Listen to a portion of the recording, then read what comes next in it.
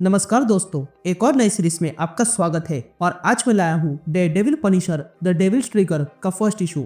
इस सीरीज में हमें डेयरडेविल और पनिशर का क्रॉसओवर दिखने वाला है। इससे पहले भी एक बार इन दोनों का क्रॉसओवर हुआ था, जिसके बारे में मैंने अच्छे से एक्सप्लेन किया है। लिंक आपको डिस्क्रिप्शन में मिल जाएगी। एनीवेज, तो फिर से कुछ सिटी में होने वाला है, जिसके कारण डेयरडेविल और पनिशर के रास्ते भिड़ने वाले हैं। जिसका नतीजा क्या होगा यही हमें इस सीरीज में पता चल जाएगा। तो बिना किसी देरी के लेट्स बिगिन।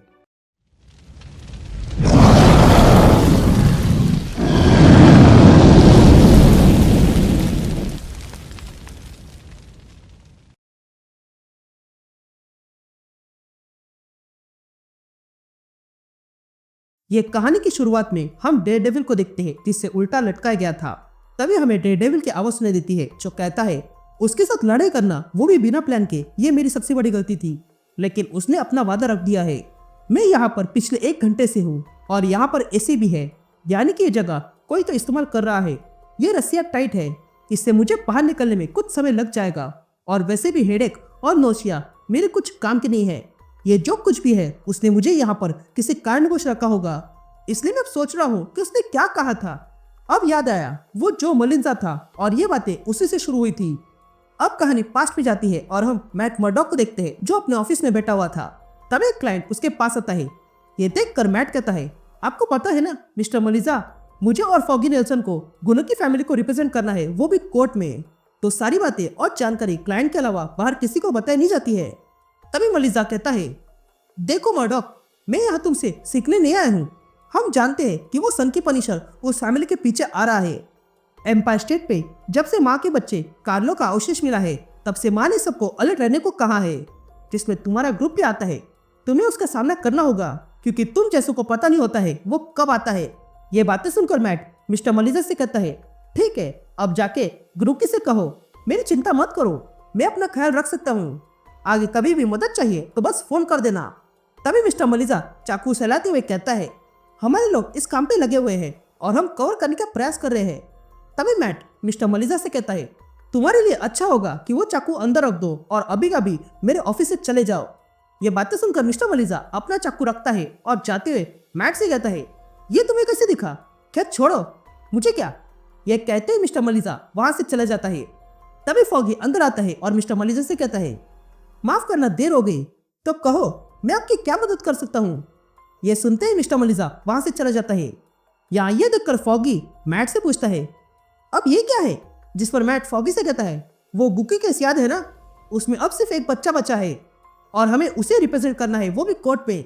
जिस पर फॉगी कहता है, हाँ तो उसमें क्या, वो तो जवान है और बेल पर भी है, और तो और वो फ्रैंकलिन आर्म होटल में भी रहता है, जो यहाँ से कुछ ही पल पे है। तभी ये बातें सुनकर मैट वहां से जाने लगता है और फॉगी से कहता है, मेरे लिए कवर कर दो, तब तक मैं एक छोटा सा काम निपटा के आता हूँ। फिर हम डेयरडेविल को देखते हैं, जो कहीं पर बैठा हुआ था। तभी हमें डेयरडेविल की आवाज सुनाई देती है, जो कहता है, मैं लाइट नहीं देख सकता हूँ, पर मैं अपने आसपास दुनिया को शिफ्ट होते हुए देख सकता हूँ। यहाँ की हिट खत्म होती जा रही है, क्योंकि जल्दी रात होने वाली है। रश आवर्स के बाद ये सिटी शांत हो जाती है और कुछ कदमों की आवाज सुनाई देती है। आवाजें बिल्डिंग को बाउंस करके आती है और सड़कों से टायर की आवाजें आती है। यहाँ तक कि हवा में बदलाव होता है। ऐसा लगता है कि वो भी सांस ले रही है, और ये ऐसा होता है कब मेरा समय आता है।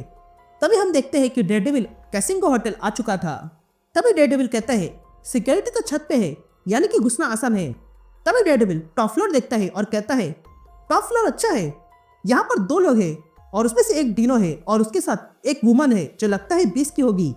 उसके साथ हॉलवे में 2 गार्ड्स है, तो अभी वो समय है डिनो से बात करने का।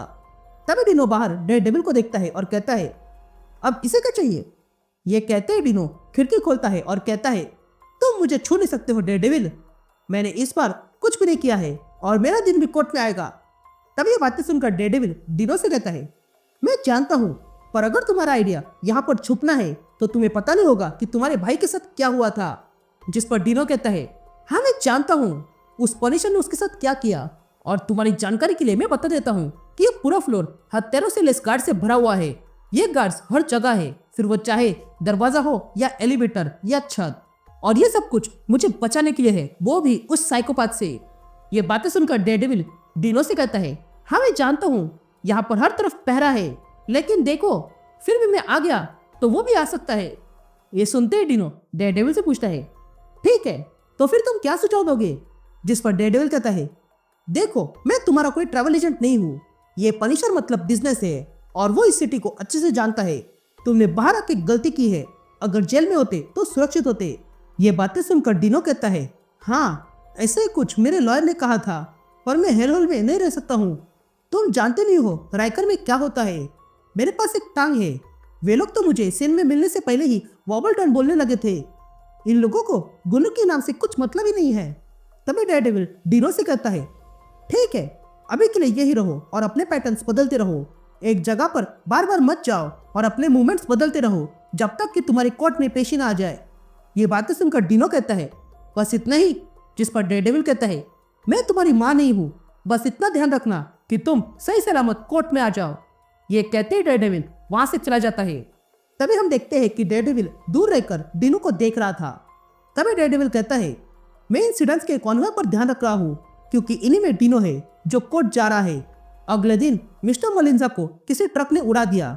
देख के लगता है कि मामूली सा केस होगा, पर मुझे पता है कि ये सब कुछ पनिशर ने किया है। जब कोर्ट की तारीख आ गई तब डिनो वहां आ गया और ट्रायल शुरू हो गया और वो बहुत दिन तक चला और इसके लिए डिनो को स्पेशल गार्ड के अंडर लोकल जेल में रखा गया था।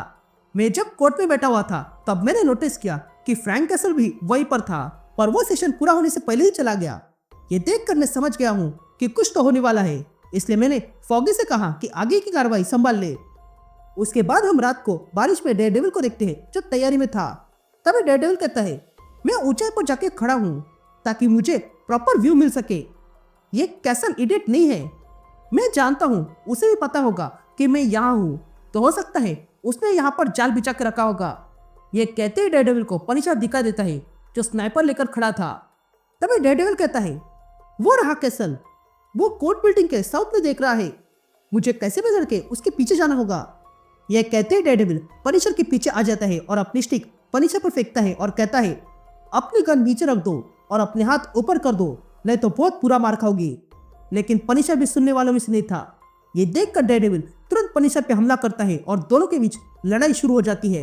तभी डेयरडेविल पनिशर को लात मारता है और फिर से एक और बार लात मारता है और कहता है, उस पर हमला करते ही रहना इससे पहले कि वो खड़ा हो जाए। मुझे लगता है कि आज मैं लकी हूँ जो उस पर हमला कर पा रहा हूँ। लेकिन तभी पनिशर अपने पास से एक डिवाइस निकालता है और उसे तेज आवाज कर देता है जिसके कारण डेयरडेविल कमजोर हो गया था। तभी डेयरडेविल कहता है, मैं जब हमला कर रहा था तब पनिशर ने अल्ट्रासोनिक सिग्नल छोड़ दिया जिसके कारण मेरी दुनिया हिल चुकी थी, यानी कि मैं सही था, यह ट्रैप ही था। तभी पनिशर डेयरडेविल को जोरदार पंच मारता है। तभी डेयरडेविल कहता है कि पनिशर ने इतना जोरदार पंच मारा कि मैं थोड़ी देर के लिए ब्लैकआउट हो गया, जिसके कारण मुझे जंजीरों में बांधा गया है। तभी डेयरडेविल पनिशर से कहता है, अब ये क्या है? जिस पर पनिशर कहता है, एक बुलेट, एक शॉट, एक चांस मुझे डिनो को मारने से रोकने का। तभी डेयरडेविल कहता है, मैं जानता हूँ वो मुझे उकसा रहा है ताकि मैं उसे मारकर यह हमला रोक दूं। तभी डेयरडेविल पनिशर से कहता है, ये किस तरह का चॉइस है? यह कहते ही डेयरडेविल अपने हाथ से चिपकी हुई गन पनिशर की ओर करता है। तभी पनिशर अपनी गन लोड करते हुए डेयरडेविल से कहता है, ये वो चॉइस है जो मैं हर बार ट्रिगर को दबाने से पहले करता हूँ और आज भी कर रहा हूँ। ये बातें सुनकर डेयरडेविल उसे रोकने लगता है। तभी हमें डेयरडेविल की आवाज सुनाई देती है जो कहता है, मेरे पास यही चॉइस है, या तो इसे मार दूं या मरते हुए देखूं। मैंने बहुत बार विनती की पर इस पर कोई असर नहीं हुआ। उसे बस इस आदमी को खत्म करना है। उसने मुझे अब कोई चॉइस नहीं दी है। उसने मुझे ऐसे हाल में डाल दिया है जिससे मैं एक सबक सीख गया हूँ कि एक कायदे कानून जिसमें मैं जीता हूँ वो गलत है। यहाँ डेयरडेविल अपने आप को छुड़ाने में लगा था तो वही पनिशर अपनी स्नाइपर से दोनों पे एम करता है और शूट करता है, जिसके कारण एक ही झटके में डिनो का खेल खत्म हो चुका था। तभी पनिशर डेयरडेविल से कहता है, जब तुम जाग जाओगे तब ये चेंज खुल जाएगी। ये कहते ही पनिशर डेयरडेविल को जोरदार पंच मारता है। अब कहानी प्रेजेंट में आती है और हम डेयरडेविल को देखते हैं जो लटका हुआ था। तभी डेयरडेविल कहता है, यहाँ पर 4 कार आ रहे हैं जिसमें 3 पुरुष है और 1 महिला है। उन सब की हार्ट बीट एलिवेट हो रही है, बस इस महिला को छोड़कर। तभी हम 4 लोगों को देखते हैं जो वहां पर आ चुके थे। तभी वो महिला कहती है, यहाँ आने के लिए धन्यवाद, तो चलो बैठकर बात करते हैं। तभी वो महिला कहती है, देखो हमारे पास एक अवसर आ गया है। ये गुनो की फैमिली को पनिशर खत्म कर रहा है और ऐसे रहा तो ये लोग खत्म हो जाएंगे। तभी हमें डेयरडेविल की आवाज सुनाई देती है जो कहता है, ये जीना रूसो है और ये अपना तेज दिमाग पैसा कमाने में लगाती है। यहाँ जीना कहती है, हम सबको उस माँ का सामना करना पड़ा है और मैं जानती हूँ कि यहाँ पर उसका कोई दोस्त नहीं है। तभी वे लोग पनिशर की हुई हरकत पर ध्यान देने लगते हैं। तभी जीना सबसे कहती है, देखो जब तक ये फैमिली है तब तक हम ऐसे ही अलग अलग काम करते रहेंगे, लेकिन अब समय आ गया है हम सबको एक होने का। तभी हमें डेयरडेविल की आवाज सुनाई देती है जो कहता है, ये बिग टोनी रिजोली है और इसे मैंने और फॉगी ने ही चेयर में डाला था, पर मुझे नहीं पता था ये बाहर किससे आ गया। यहाँ जीना सबसे कहती है, देखो अब तक जो पंगे हुए हैं वो साइड में रखते हैं और एक साथ काम करते हैं ताकि इन सब पर हमला करके कंट्रोल हो सके, ताकि हमारे इन सब पे कंट्रोल हो सके। तो क्या बोलते हो तुम लोग? ये बातें सुनकर टोनी हंसने लगता है और कहता है, तुम्हारी आइडिया एकदम बकवास है। ये कहकर वो हंसने लगता है। यहाँ जीना को गुस्सा आ गया था और वो तुरंत अपना चाकू निकालती है और उससे टोनी पर हमला करती है और कहती है, मुझ पर ऐसा कोई नहीं हंसता है। ये कहते ही जीना टोनी को वहीं पर मार डालती है और फिर बाकी दोनों से पूछती है, तुम्हारा क्या ख्याल है? ये देखकर वे दोनों तुरंत तैयार हो जाते हैं, इसलिए वे तीनों वहां से चले जाते हैं। यहाँ ये सब कुछ होने के बाद डेयरडेविल अपनी रस्सी खोलता है और कहता है, अब मैं समझा पनिशर ने मुझे वहां पर क्यों बांधा था, क्योंकि वो चाहता था कि मैं ये होते हुए देखूं।